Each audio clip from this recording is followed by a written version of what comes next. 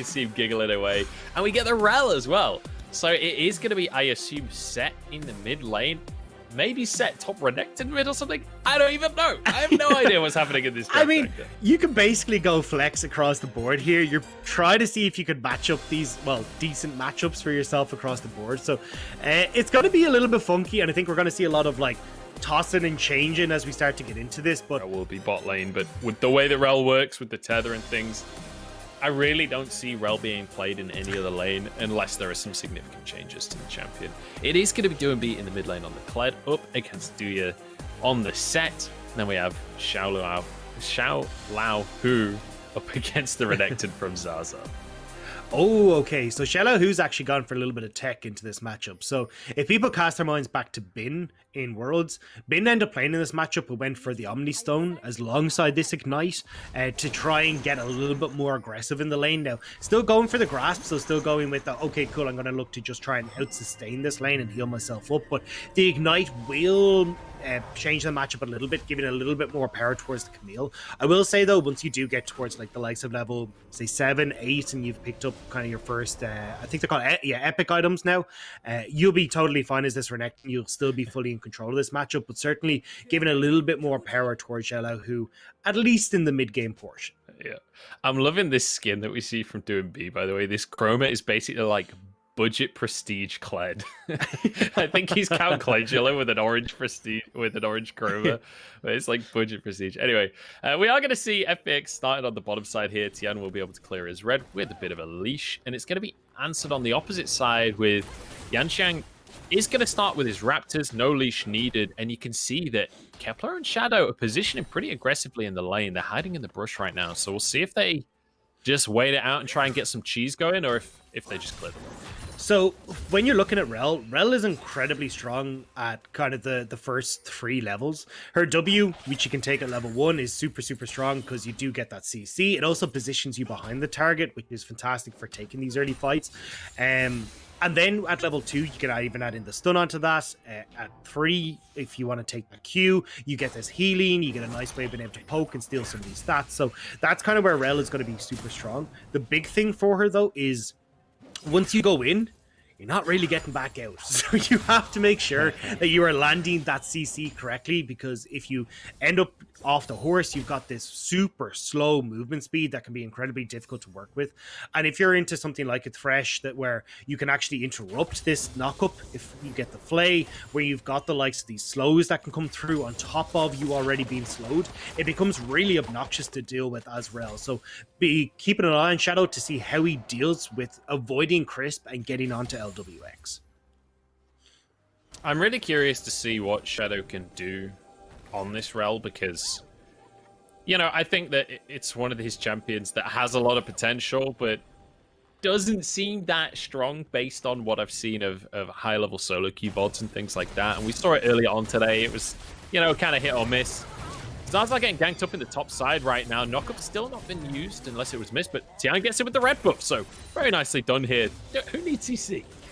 I mean, it's the Camille who's able to provide that CC so well. I mean, it's something that we looked at, like the Camille Twisted Fate Nidalee combo was just like, hey, look, we got CC in all lanes. Well, Camille still fits perfectly in that situation for Taliyah. Guarantee with the Camille stun that you're able to get that knockback, a huge amount of damage, and the Ignite to just finish it off. So nice job here from FPX to start playing around topside, which isn't something we say about FPX a lot. Yanxiang is going to get away with the Scuttle Crab there. Had Prio in approximately 0 lanes, but still goes for it. And he gets away with it, so he's all right with that one. Importantly, on the top side there, Zaza lost a lot of XP, because that was a huge wave that crashed underneath the tower. And he couldn't even TP back to lane, just in fear of the repeat gank coming out from Tian. So he should be slightly behind once Xiao Lao Hu does get back to lane. He should be hitting level 4 first. And my eyes are drifting towards this jungle matchup, though. LWX. 2v2 coming out from SDX. LWX will flash away, but that is both of his sums down now. And I love to see this aggression coming out from the underdogs. Yeah, and that's the power of Rel. I mean, she's so good at getting in on top of her opponents and making sure that she's able to set up these plays. They were eyeing up the dive there, but Crisp will make it back in time. Going back to this jungle matchup, though, Yanxiang overall throughout the year hasn't actually been a very heavy farm jungler. he's much preferred the likes of these dueling champions like the Volley Bears, the Olafs, the Trundles as well, opting to give over a lot of the power picks in other areas, so then he doesn't even have to play these farming champions. Like in the playoffs, he ended up giving across the Graves in every situation because he was just like, I'll just play Olaf into it. Here we go. Shadow's been caught, though. We'll be able to get the stun out with the magnets, but, you know, there's only so much that science can do for you in this kind of situation, and it is going to be a 2v3, so nice, easy pickup for FPX. And that's the downside of Rel, as we were talking about, is like, if you do get caught, it's pretty difficult to get away. Your gap closer or your escape tool on your W doesn't really work out because you end up just slowing yourself afterwards. So unless you can use that to get over a wall or into a position where you're actually going to get to safety, it's just not really going to work out for you. So nice job there from FPX to get on towards the Rel, shut down any sort of pressure that SDX want to have in that bottom lane. And again, like Tien, he's been all over the map so far. He's doing a really good job of utilizing the Talia and going towards lanes that can set him up, where he's got a bit of CC that can guarantee the likes of these flicks. And I love how long he holds onto that knockup for as well. You'll see that when he goes for these ganks, he doesn't just throw out the knockup as soon as a bit of CC lands. He waits and he's like, okay, are you going to flash? Are you going to try and get away? I'm going to hold onto this as long as I possibly can, and then maybe secure the kill with it, maybe just look to stop the escape later on. So really, really nicely played by Tim. Looking at this mid lane, though, you can already see that Doomby's doing a great job of setting himself up here. Set traditionally in the mid lane does very well. Oh, I'm going to hang on to this point, actually. As Chris. Yeah, could be in trouble here, but he's going to be okay because Shadow's nearby as well. And look at this. Zaza is just not allowed into this lane at all. Tien has repeatedly gone up towards the top side. Dewey is here alongside Shadow. They're going to be able to go for a pullback. There's a lot of CC on both sides of this matchup. I have no idea how this one pans out.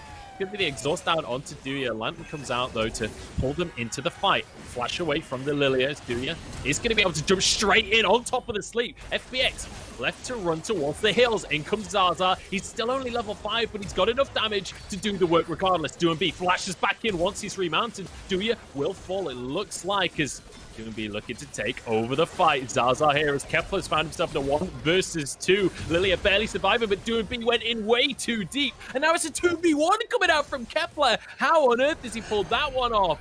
Somehow SDX winning the fight. And now a TP from Shallow. It's round 2. Block him, but it's not enough. He goes down, and now it's Shallow that's running away. Another kill for Kepler. What just happened? Kepler got fed. Yeah. I mean, this started off as like, okay, a relatively nice play where FPX trying to make the pick in towards mid. They then end up overextending to try and get more, and it's just not working out for them at all. Now, Doomby would be met by Shadow. Yeah, Doomby should be able to get away from this one, I would imagine. He is on the Clyde, so it's fairly slippery, Johnny. I mean, that's the downside of the Rel there as well. You can see not actually having that E-stun to try and follow up because he hadn't connected with Kepler, so it means that you're not able to get that follow-up CC. But either way, yeah, Doomby gets away. But that fight, as you said, like, the result is you've got a very fed Kepler, but if you look at where the kills are on the opposite side, far more spread out for FPX. Camille picking up 2 kills now. She's nearly worked up towards her Triforce as well. Like, you've got a fairly exaggerated lead coming through for Shallow, where that Renekton matchup that should be going in favor of this Renekton is just not working out at all. And Dagda, this isn't the first time today that we've seen a Kai'Sa with 1 billion kills. You've seen, even I can carry on a Kai'Sa when I've got 3 kills this early on into the game. As soon as you get that Kraken Slayer, you're just going to be able to tear through health bars. And I'm actually starting to like the look of how things are going for SDX. Here we go, sleep onto Xiaolahu. He's going to be able to walk away then. The only thing I will say, though, when I look at FPX, they have a lot of lockdown tools for this Kai'Sa. So you look at, like, the Hextech Ultimatum coming through from this Camille. You've got Doomby as well, who should be able to dash his way through or at least find a flank on towards the likes of Kepler. And even then, if you're just free, kind of let to do your own thing as Kepler, you've still got to deal with, like, the likes of the bullet time. You've got Crisp there as well. So maneuvering in these fights is going to be very difficult for Kepler, so I think this is a real test to see exactly what this young AD carry is capable of, but I'm not fully convinced that he'll have as much free roam as some of the Kai'Sas that we've had in the past. The big one for me, though, is just the the build that's coming through from the likes of Zaza in this top lane, generally what I've seen from the likes of the Renekton's that are looking to go in towards this more split push orientated build is the likes of the Blade of the Rune King first, and it worked super well against the Camille as well. Having those slows, being able to continuously run down this Camille is just so incredibly strong, but that's not going to be the case. He's looking more towards that team fight build. Here we go. We've got a team fight. Speaking of that, the Magnet Storm comes on through. Crisp going to get blown up, but he survives for now, and the bullet time across everyone. FPX have got this one in the bag. Doomby just going to be chasing down kills. Kepler somehow just slides away on the bottom side of the fight. He had no right to survive that one. I think Tian wants to dive him, though. Kepler, I thought he was going to be able to sneak into the brush then, but there's no chance. I'm afraid you're a goner, my friend. Tian gets to walk in here. Kepler can only dodge so much here. Will be able to dodge the knock? No way. He actually gets away with it, Dagda. I am amazed that he managed to escape there. I think the fact he'd already gotten 3 kills and had that Noon Quiver completed might have put a bit of manners onto Tien, where he wasn't entirely sure if he could take the 1v1, but it does mean that just that threat, Kepler manages to sneak himself away. Terra, though, will go down on the bottom side. A lot of those plates going into the carries on the side of FPX. You're looking at mid lane as well, with Doomby being able to pick up some for himself too. So overall, FPX have just expanded this gold lead so much here. We're looking at 3k at 11 minutes. Yeah, and a huge chunk of that gold is on LWX as well, especially finishing that first tower, getting the solo gold for that first tower. Already has his Mana Moon, looking to stack that up towards a Muramana. He's up in CS. He's got himself 2 kills. He's going to be absolutely massive. And on the recall there, you see, upgrades his boots and gets a serrated Dirk. There is so much right now for SDX that's riding on Kepler. Like, he's got to be the one that tries to win this out. But the problem is, I mean, your top lane is losing already. Triforce completed for Xiaolahu versus just the Phage for Zaza. Ooh, no, not going to be able to cut it. But in mid lane as well, Doomby is running away with this mid lane matchup, a 30 CS lead essentially. And as well, he's already got his, or at least should be able to finish off his Gore Drinker. There it is, as he just backs up. And this is where you're just like, okay, well, we've got 2 massive power spikes hitting both solo lanes. LWX with that Mana Moon completed now, working up towards the Dirk, is going to be totally fine, sitting in the back line. It's the rest of the team that needs to try and set up Kepler and SDX just isn't in the position to try and do so. Yeah, my big concern for SDX is like a lack of damage across this team, right? Because Renekton not going to be able to do that much damage in the later stages of the game. It's going to be very tanky, but not going to be able to 1v1 people quite in the same way as you would want. UMP going to be chasing down Duya here in the bottom side of the map. He's going to get some reinforcements from the jungler, but Doomby has a Gore Drinker, so he's basically never has to be afraid of anything ever again, because he has infinite healing. So he can just do whatever he wants at this point. Shadow going to be able to get away with the crash down. And you can see that FPX, they're just going to continue to layer on the pressure. This is what FPX does well, right? When they get themselves a lead, they're so damn good at snowballing. And it makes it so much easier as well when you're just able to play 1-3-1.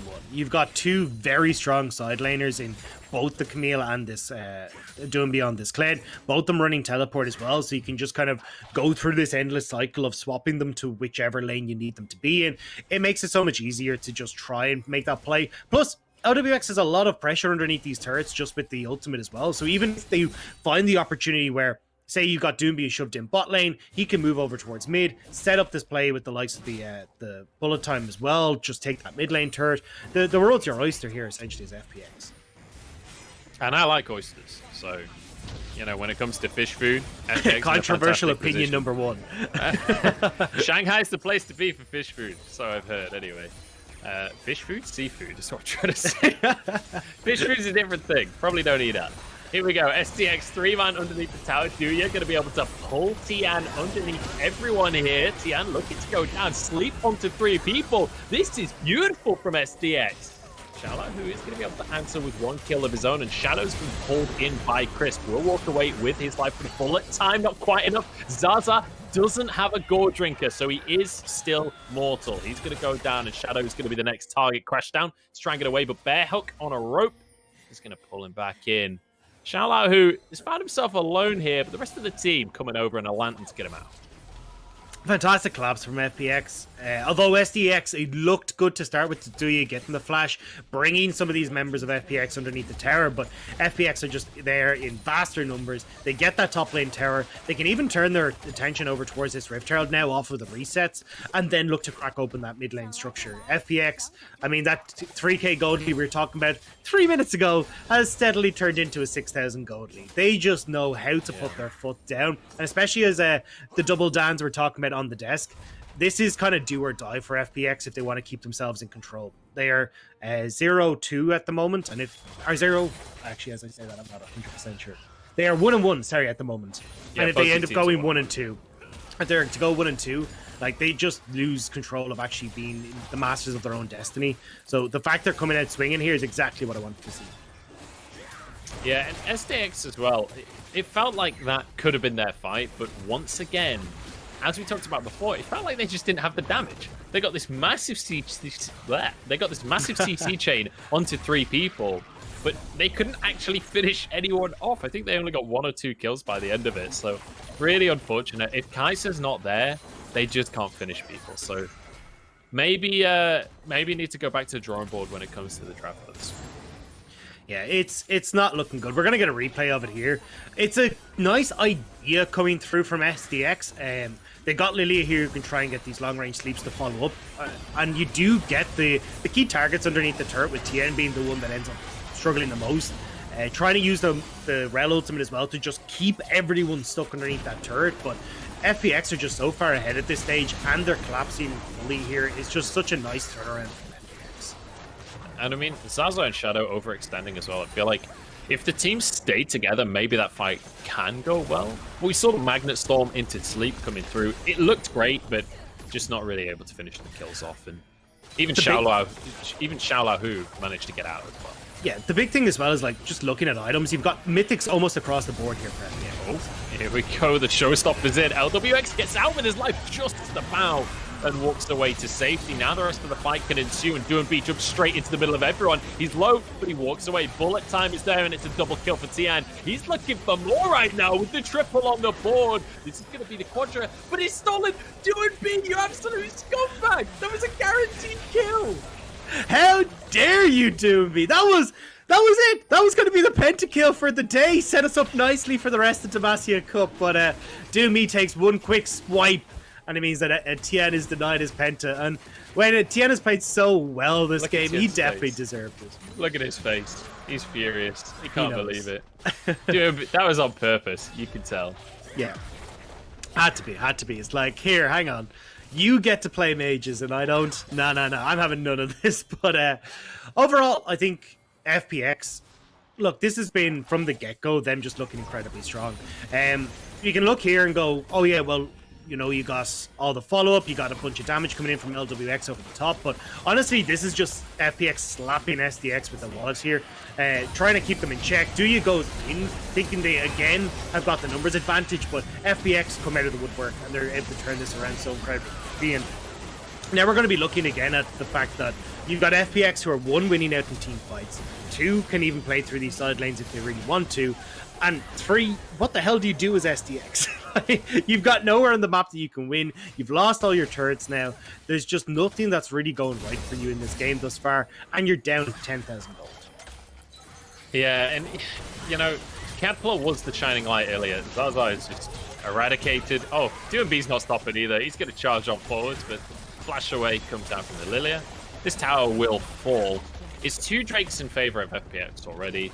The advantage that we talked about earlier with Kepler is completely and utterly gone. When you look at the AD carry items, he's now well and truly behind. I'm running out of positive things to say for SDX, which is heartbreaking, because coming into this one, both these teams were 1-1 when it comes to the standing.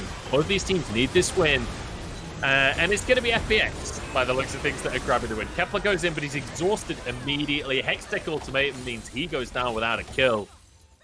And it's just another one in the books for FPX. Yeah, I think FPX are kind of showing the difference here between a finalist from LDL versus a playoff team in LPL. Like, there's just such a vast difference between these two. And I mean, outclassed essentially when it comes to Tien having that early jungle pathing where he gets up towards Xiao, who sets up this Camille to have a nice win. You're looking at mid lane as well. Well, Doomby was just fully in control of this matchup, and the one winning lane for SDX has just been entirely shut down at this stage. It's been beautiful from FPX. Yeah, quick shout out as well to Chris, because right now he is 1-0-15. Flawless KDA, and he's been a part of 16 out of 19 kills in this game. I mean, he's looking like Cold right now. Cold looked amazing in the last game, had an amazing KDA. Crisp is looking to outdo him with the flawless performance. Yeah, this is the kind of support I need in these trying times. I just need someone like Crisp. I just need someone like Cold. He's just gonna make sure that they can just keep me going in this spot. Zaza, you are way too overextended, my friend. He is Renekton, and he does have Gore Drinker, so I can believe that he survives this fight, but we'll have to wait and see. Gore Drinker was a little too late. Doesn't work out, unfortunately. I am, of course, exaggerating slightly on the problem is you got a Gore Drinker versus a Gore Drinker, but another person has a Black Cleaver. So overall, it's not really going to work out, and it just kind of shows how far behind SDX have fallen at this stage. You're going to literally a Gore Drinker just completed by Zaza. Zhonya's is the only item that's completed for Yan Xiang here as well. And in some far ages, I mean, your top laners are your top 3 on the map are essentially kind of mean. So you know how when there's a split pusher and you answer with multiple people, you the idea is you like kill the split pusher and you trade it for the Baron. You accept you can't contest the Baron, you kill the split pusher, right? Yeah. Well, in this scenario, Actor, FPX have taken the Baron, and in the meantime, Xiao gets a solo kill onto Kepler. For some reason, the rest of his team is just still in the jungle. It's like that meme from It's Always Sunny, you know, where it's like you're, or not from Always Sunny. It's what's the cartoon movie where he's looking at us like, okay, we go and kill the split pusher. The split pusher kills us. The split pusher kills us. Oh, Despicable Me. Despicable Me. That's the one. Yeah, it's just not. I too am a meme connoisseur, my friend. I say I dapple more if I don't even remember the movie it's from. This is very much a case of have your cake and eat it, though, for FPX. They're taking absolutely everything all around the map. This is going to be triple inhib. I'm pretty sure they could just end here. And it's not very FPX-like to back away. So in goes Duya, gets the face breaker across everybody here. Shadow's in on the fight as well. It's a good amount of CC, but they haven't finished any kills off just yet. And now it's time for FPX to turn things on their head. Kepler gets onto the fountain, will be able to survive. Camille can't really do much in melee range there, but LWX is still alive. Doom B's still going as well. The towers are going to start to fall. Hook goes widing onto Kepler once again. And SDX, you've managed to survive the fight, so bravo on that one, I guess. But the game is over, so it doesn't matter. 24/7 is the action right here, and it's the kill score as well at the end of the game. Yeah, it looks like FPX have had enough of losing out today. They take a very handy win over SDX, and that just looked like pure confidence from the get-go. A little bit more damage to work with. This could have worked out, but so many fights. They got all of this CC off. It looked amazing, but they just can't finish anyone off. Well, I think the interesting part for me for this was, at least from the FPX perspective, how it wasn't an FPX game, if you get me. Because oftentimes what we think about with FPX is like diving bot lane, having Doom be roaming out of mid lane and trying to make things happen down there. But this time around, we actually saw Tien playing pretty heavily through solo laners, like setting up Xiao Hu. We saw a lot of action around that.